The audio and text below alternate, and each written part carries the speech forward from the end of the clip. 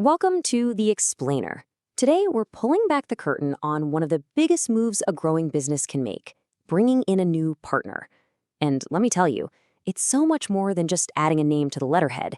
It is a complete financial reset of the whole company.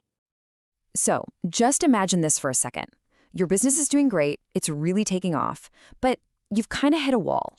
Maybe you need a big cash injection to expand, or maybe you desperately need someone with a totally different skill set to help manage all this new growth. That's when the idea of bringing in a partner starts to sound really, really good. But, and this is a big but, this isn't some simple handshake deal. Admitting a new partner fundamentally rewrites the financial DNA of your business. The old agreement you had, it's gone. A new one has to be created from the ground up. So let's break down what that actually means. Okay, let's get into it. The official, kind of formal term for this whole process is reconstitution. Really, it's just what happens anytime that core agreement between partners changes.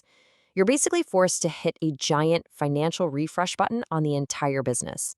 Now, the most important thing to get here is that while the old agreement is dissolved, the firm itself isn't.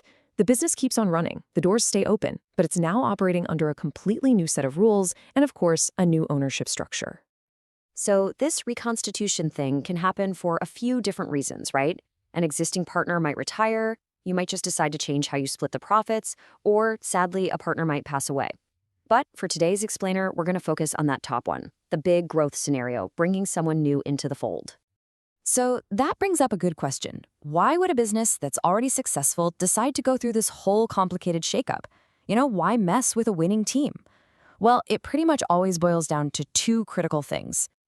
First up, capital. Plain and simple. Growing costs money, and a new partner can bring in that cash to fuel the fire. And second, expertise. As a company gets bigger, you might realize you need more managerial horsepower or some kind of specialized knowledge that, let's be honest, the original partners just don't have. And this, right here, is where that financial reset really kicks into high gear. As soon as a new person comes on board, everyone's share of the profits has to be completely recalculated. So how do you slice up the pie fairly now that there's an extra person at the table? The logic is actually pretty simple. Think about it. The pie is only so big. If a new partner joins and they're promised, say, a 20% slice of that pie, well, that 20% has to come from somewhere. It has to come from the slices of the original partners. Their pieces just have to get a little bit smaller to make room. This table is great because it shows you exactly how that plays out in the real world.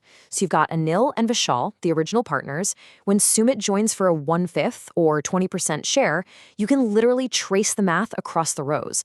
Look at Anil. He goes from owning 60% down to 48%. And Vishal drops from 40% down to 32%.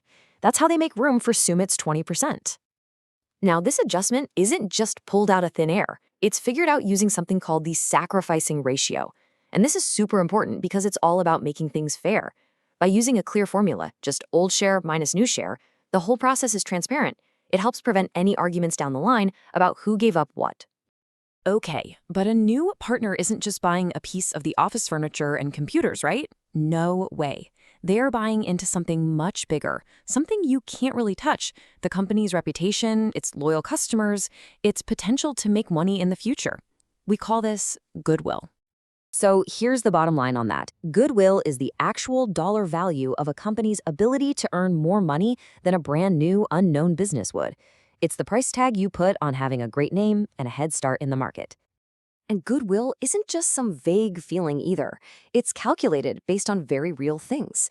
We're talking about having a killer location, super efficient management, maybe a patent nobody else has, or a solid grip on the market.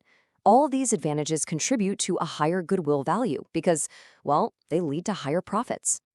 So, because the original partners are the ones who worked hard to build up all that goodwill, the new partner has to pay a premium to get a piece of it. They're essentially paying the founders for all that sweat equity. And a really common way to figure out that price tag is something called the super profits method. The logic here is actually pretty brilliant. First, you just figure out your firm's average profit. Easy enough. Then you calculate what a normal profit would be for a similar company just starting out. The difference between your profit and the normal profit? That's your super profit. It's the extra cash you're making because of your great reputation. The value of your goodwill is then just that super profit multiplied by a few years. All right, so before the new partner signs on the dotted line and wires over their cash, the firm has to do a little bit of financial housekeeping. It's basically about getting a crystal clear, totally honest picture of what the business is worth on that exact day. What this means is you have to go through and revalue everything, all your assets, all your liabilities. The whole point is to update the accounting books from what things used to cost to what they're actually worth in the market today. This is crucial because it stops the new partner from overpaying for stuff that's lost value or, just as important, underpaying for things that have become more valuable. Here's a perfect example. On the company's books, maybe some machinery is listed at a value of $100,000. But if you tried to sell that machinery on the open market today, you could get $120,000 for it. That extra $20,000 is a gain that belongs to the old partners, and it has to be recorded before the new partner officially joins. And in that same spirit of fairness, any profits that have been sitting in the business, like in a reserve fund, are paid out to the original partners based on their old profit-sharing deal. The same thing happens with any losses, by the way. This basically just clears the slate, making sure the new partner isn't getting a piece of past profits or getting stuck with past losses. So, after all the numbers have been crunched, all the ratios are calculated, the assets are revalued, and that goodwill has been paid for, it's finally time. Time to make this new partnership official. You see, every single one of these financial steps we've just walked through is a critical building block. They all work together to make sure that the old partnership is closed out fairly and that the new partnership can start on a solid foundation of accuracy and total transparency for everyone involved.